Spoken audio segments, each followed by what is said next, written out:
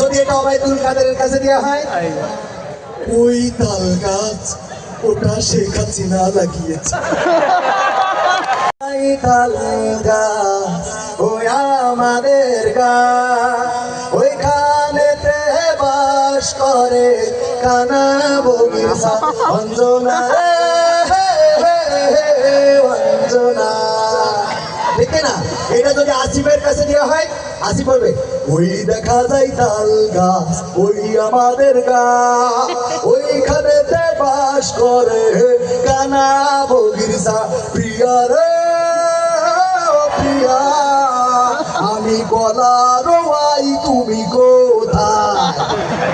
ঠিক তো? এটা যদি হাসানের কাছে দেওয়া হয়, হাসান ব্যান্ডের শিল্পী, ওই দেখা যায় তাল গাছ ওই আমাদের গাছ, ওইখানে বাস করে কান্না বগিচা।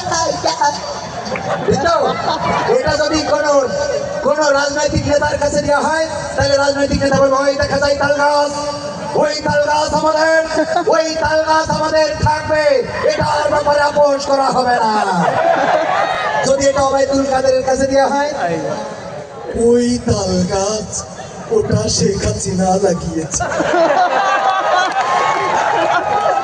বিএনপি জামাত এটা নিয়ে ষড়যন্ত্র করছে। তাল গাছ আমাদের থাকবে অন্তত 41 সাল পর্যন্ত থাকবে। এই তাল গাছ দেওয়া হবে না। ঠিক না?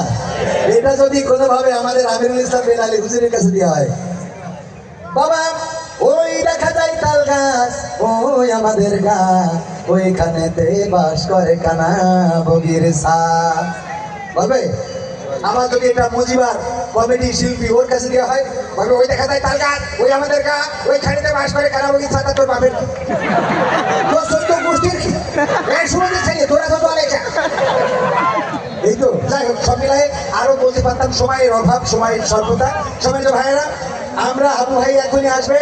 আমরা আবারও আপনাদের রিকোয়েস্ট করছি, গেটে যে রুমালগুলো আছে সেই রুমালগুলো আপনারা ভরে দিবেন, মনে থাকবে ইনশাআল্লাহ।